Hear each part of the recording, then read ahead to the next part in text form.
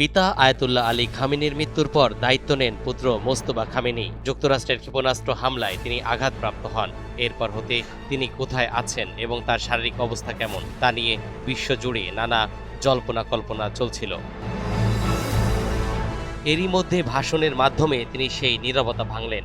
নিজের কট্টর রাজনৈতিক ও সামরিক অবস্থানে জানান দিলেন। ইরানের নতুন সর্বোচ্চ নেতা আয়াতুল্লাহ মোস্তফা খামেনি তার দায়িত্ব গ্রহণের পর প্রথম আনুষ্ঠানিক ভাষণ দিয়েছেন। বৃহস্পতিবার একটি রেকর্ড করা টেলিভিশন ভাষণে তিনি বলেছেন, শত্রুদের উপর চাপ সৃষ্টি করতে হরমুজ প্রণালী বন্ধ রাখা হবে।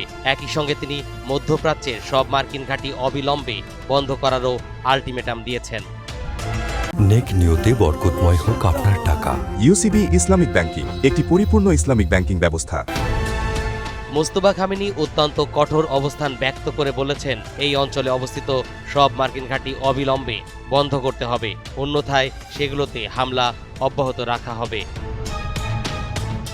জনপ্রিয় মেসেজিং অ্যাপ টেলিগ্রামে তার বার্তাটি প্রকাশিত হয়। সেখানে তার নিজের হাতের লেখা বিসমিল্লাহির রহমানির রহিম সম্বলিত একটি ছবি শেয়ার করেন। এটি ছিল দায়িত্ব গ্রহণের পর মোস্তফা খামেনির প্রথম ভিডিও বার্তা।